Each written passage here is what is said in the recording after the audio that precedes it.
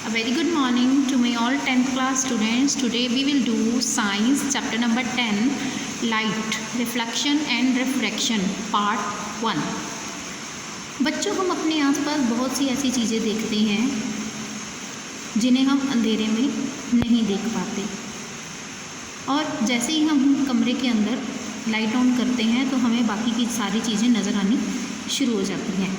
What makes things visible, ऐसा क्या होता है कि चीज़ें नज़र आनी शुरू हो जाती हैं. ड्यूरिंग द डे, दोपहर के समय जो सनलाइट है वो हेल्प करती है हमें चीज़ों को देखने के लिए, और जो ऑब्जेक्ट हैं वो क्या करते हैं, वो लाइट को रिफ्लेक्ट करते हैं दैट फॉल्स ऑन इट. जो भी जितने भी ऑब्जेक्ट हैं उन सब पर लाइट फॉल करती है और सभी ऑब्जेक्ट लाइट को रिफ्लेक्ट करते हैं. ये जो रिफ्लेक्टेड लाइट है जब हमारी आंखों तक पहुंचती है और यही हमें योग्य बनाती है कि हम चीज़ों को देख सकें. We are able to see through a transparent medium as light is transmitted through it. हम किसी भी पारदर्शी चीज़, ट्रांसपेरेंट होता है जिसके आर पार देखा जा सकता है, उसमें से आराम से देख सकते हैं. There are a number of common wonderful phenomena associated with light such as image formation by mirror. बहुत से ऐसे प्राकृतिक और हैरान कर देने वाले आपको नज़ारे नज़र आते हैं जब भी हम लाइट के कारण इमेजेस को देखते हैं, जैसा कि हम शीशियों के अंदर देखते हैं. और क्या देखते हैं हम, ट्विंकलिंग ऑफ स्टार्स, हमें सितारे चमकते हुए नज़र आते हैं और हमें इंद्रधनुष के सभी रंग नज़र आते हैं. Bending of light by a medium and so on, और लाइट का बेंड होना भी हमें अलग अलग माध्यम में नज़र आता है. A study of the properties of light helps us to explore them. अब अगर हम लाइट के बारे में, रोशनी के बारे में थोड़ा सा अध्ययन करेंगे तो हम इन सबको और ज़्यादा अच्छे से जान पाएंगे. By observing the common optical phenomena around us, और हमारे आसपास जो कॉमन ऑप्टिकल फिनोमेना है, जो लाइट के अकॉर्डिंग, लाइट होने के कारण जो हमारे चारों ओर होता है, we may include that light seems to travel in straight lines. और हमें ये प्रतीत होता है कि जो लाइट है, जो रोशनी है, वो हमेशा सीधी लाइनों में ट्रेवल करती है. The fact that a small source of light cast a sharp shadow of an opaque object points to the straight line path of light usually indicated as a ray of light. और जिस भी object के अंदर से light जो है वो pass on नहीं होती है, ओपेक ऑब्जेक्ट जिसे हम कहते हैं, जैसे कि आप चॉक बॉक्स ले लो, वो ओपेक है. सूरज की रोशनी जो है उसकी बैक साइड से अगर आप पढ़ते हुए देखेंगे तो उसकी शेडो इमेज होती है. तो जितने भी ओपेक ऑब्जेक्ट हैं उनकी आपको एक शेडो नज़र आती है, वो भी एक स्ट्रेट लाइन में नज़र आती है. तो ये क्या दिखाती है, ये हमें बताती है कि लाइट की जो एक रे है वो किस तरह से ट्रैवल करती है, लाइट कैसे ट्रैवल करती है.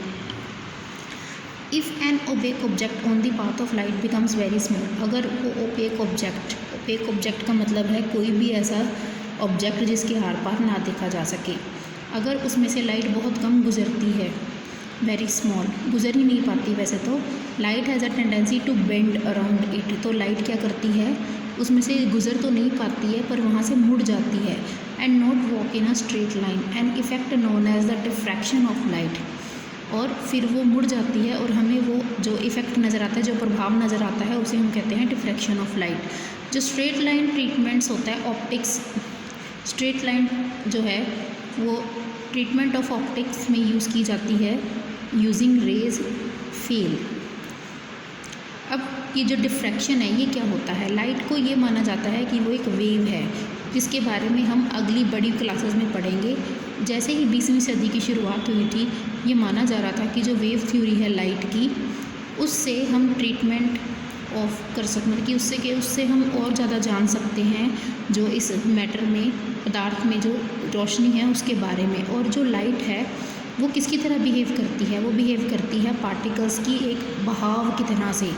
ये एक कन्फ्यूज़न क्रिएट करता है कि लाइट का ट्रू नेचर कैसा है, जब तक कि modern quantum theory of light नहीं निकल कर आई, जिससे कि ये पता चला कि लाइट जो है ना तो वो वेव है और ना ही वो पार्टिकल है. न्यू थ्योरी हमें ये बताती है कि जो पार्टिकल प्रॉपर्टीज़ है लाइट की, उसका वेव नेचर है. मतलब लाइट जो है ना तो वो एक वेव है, जैसे कि साउंड वेव है, बिल्कुल इसी तरह से लाइट क्या है, लाइट की प्रॉपर्टीज़ पार्टिकल्स वाली है और इसका नेचर वेव वाला है। तो ना अकेली पार्टिकल्स हैं ना ही अकेले वेव हैं, इसके प्रॉपर्टीज़ पार्टिकल्स वाली हैं और नेचर इसका वेव जैसा है। इस चैप्टर में हम पढ़ेंगे दो फिनोमेना के बारे में, एक है रिफ्लेक्शन और दूसरा है रिफ्रैक्शन ऑफ लाइट। और उसका कंसेप्ट क्या है, straight line propagation of light, मतलब कि जो लाइट है वो सीधी लाइन में प्रोपेगेट करती है, ट्रैवल करती है। ये जो बेसिक कंसेप्ट है इससे हमें ये पता चलेगा कि जो ऑप्टिकल फिनोमेना है प्रकृति के अंदर वो किस तरह से होती हैं। और हम इस चैप्टर में पढ़ने की या समझने की कोशिश करेंगे कि जो लाइट है वो किस तरह से रिफ्लेक्ट होती है स्फेरिकल मिरर्स में, और रिफ्रैक्शन ऑफ लाइट के बारे में भी पढ़ेंगे और रियल लाइफ सिचुएशंस के बारे में भी हम इस चैप्टर में पढ़ेंगे। तो बच्चों पहला टॉपिक है हमारा reflection of light. A highly polished surface such as mirror reflects most of the light falling on it. एक पॉलिश सरफेस जो होता है, जैसे कि अगर हम शीशे की बात करें, शीशा क्या है असल में, एक ऐसा कांच जिसे एक तरफ से पॉलिश कर दिया गया है। उसमें से क्या होता है, लाइट जो है वो रिफ्लेक्ट करती है। जैसे कि आप एक बाउंसिंग बॉल ले लें और वो बाउंसिंग बॉल क्या करेगी, वो जैसे दीवार पर पड़ती है वो वापस आपके हाथ में आती है। तो बिल्कुल वैसे ही लाइट भी क्या करती है, वो रिफ्लेक्ट होती है। You are already familiar with the laws of reflection of light. आपने 7वीं क्लास में पढ़ा हुआ है रिफ्लेक्शन ऑफ लाइट के बारे में। अब हम उसी को दोबारा से रिकॉल करेंगे, याद करते हैं कि angle of incidence is equal to the angle of reflection. जो एंगल ऑफ इंसिडेंस है वो किसके इक्वल होता है, एंगल ऑफ रिफ्लेक्शन के। Incident ray normal to the mirror at the point of incident and the reflected ray all lie in the same plane.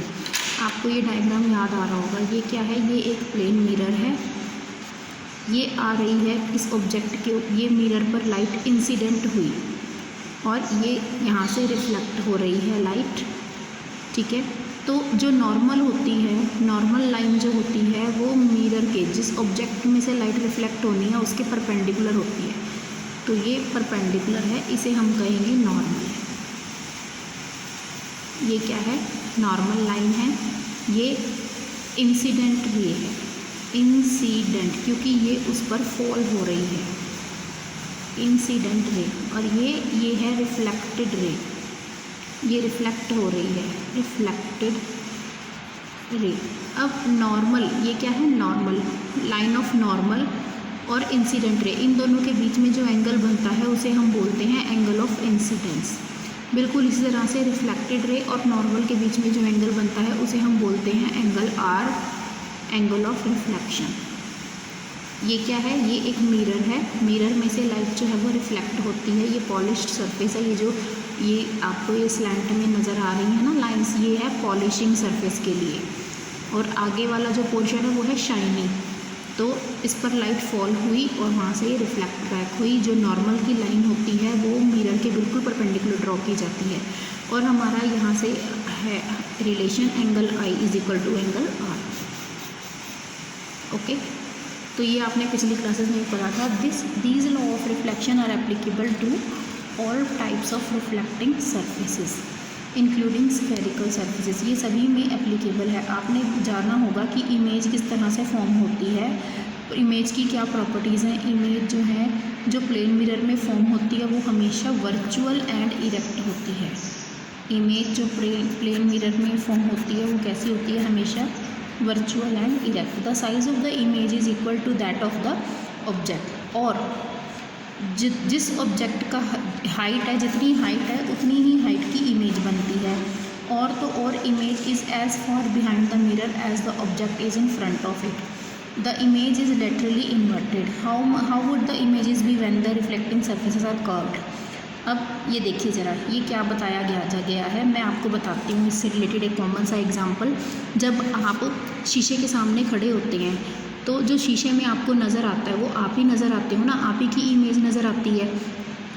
तो बिल्कुल सीधी नज़र आती है, मतलब जैसे आप खड़े हो बिल्कुल वैसे ही नज़र आओगे, राइट। आप शीशे की तरफ आगे की ओर बढ़ते हो तो इमेज भी आपकी शीशे के अंदर आगे की ओर बढ़ती है।